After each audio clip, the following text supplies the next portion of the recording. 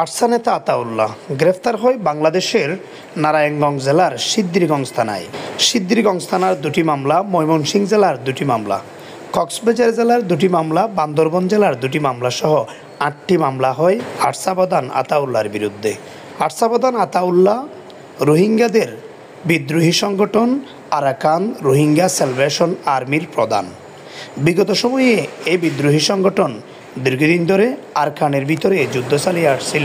রোহিঙ্গাদের দাবি, Rohingya salvation army ARSA বিভিন্ন সময়ে মিয়ানমারের মিলিটারির সাথে ও আরাকান আর্মির সাথে লড়াই করে আসছিল। রোহিঙ্গাদের মুক্তিগামী সংগঠন হিসেবে পরিচিত রোহিঙ্গাদের কাছে। তারা বিদ্রোহী সংগঠন হলেও রোহিঙ্গারা মনে করে এ আরসাই তাদের মুক্তিগামী সংগঠন। বান্দরবান জেলার নাইক্ষ্যংছড়ি উপজেলার তুম্বুরু ইউনিয়নের কোনারপাড়ায় ছিল নোম্যান্সল্যান্ডে রোহিঙ্গাদের একটি অস্থায়ী ক্যাম্প। সেখানে মাদক বিরোধী অভিযানে গিয়ে বাংলাদেশের প্রতিরক্ষা গোয়েন্দা ডিজিএফআইয়ের এক কর্মকর্তা আরসার গুলিতে নিহত হয়। এ মামলায় প্রধান আসামি করা হয় আরসা নেতা আতাউল্লাহ সহ বেশ কয়েকজনকে। এটি সহ প্রায় পরপর ৮টি মামলা রয়েছে তাদের বিরুদ্ধে। বিভিন্ন সময়ে হওয়া ৮টি মামলায় গ্রেফতার হয় আতাউল্লাহ। আরসা নেতা আতাউল্লাহর গ্রেফতারের বিষয়ে জানতে চাইলে ক্যাম্পের বাসিন্দারা জানায় ভিন্ন কথা। আর রোহিঙ্গা ক্যাম্পতুন বাংলাদেশের সরকার আর বাংলাদেশের জনগণের বেশা বেশি শুক্রিয়া। আজি ৭ বছর ৮ বছর মূলবান আর রোহিঙ্গারে সিকিউরিটি দিয়ে হেফাজতের সাথে রাখিয়ে দিয়ে আল্লাহ বলি কি আর রোহিঙ্গার নেতা আতাউল্লাহ আবু আম্মার জুনুনিরে গ্রেফতার করছে। আর আবু আম্মার জুনুনিরে রেহাই সাহেবাল্লাহ বলি আর ভিডিও গান করে দে। তো কারণ কেলা আর বাংলাদেশের মধ্যে রোহিঙ্গা ক্যাম্পত হনর রাশনত নাচাই, কারণ আর আতাউল্লাহ আবু আম্মার জুনুনির রেহাই চাই কেলা বলি হলে আর তো বর্মা সাহেবাল্লাহ বলি একমাত্র কান ভুসিলা হইল দে আবু আম্মার জুনুনি হদিবা।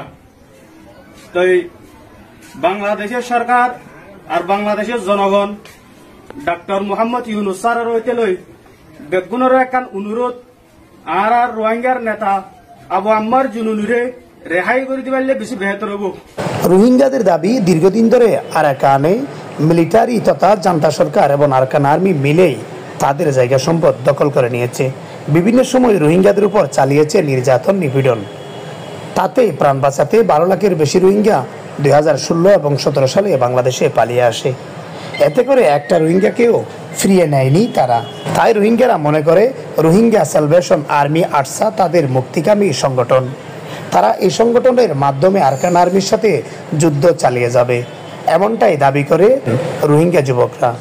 বিভিন্ন সময় রোহিঙ্গা যুবক যুবতীরা আরসা নেতা আতাউল্লাহর মুক্তি চেয়ে বিভিন্ন ভিডিও ইউটিউবে ডাউনলোড করতেও দেখা যায়।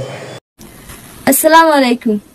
My dear respected Bangladeshi brothers and sisters, I am in front of you to say something about Abu Ammar Jununi. Free Abu Ammar Jununi now. The commander-in-chief of ARSA is a protector of the Rohingya community, not a criminal. Abu Ammar Jununi is a Rohingya respected and honorable leader of the freedom fighters. Bangladesh must release him immediately. Free Abu Ammar, stand with justice. Assalamualaikum warahmatullahi wabarakatuh. We want to thank all the Muslim rulers of the world and the Bangladesh. Today I am going to share something. Dear Bangladesh government, no one will hand us our motherland Arakan, rights, freedom, dignity and peace.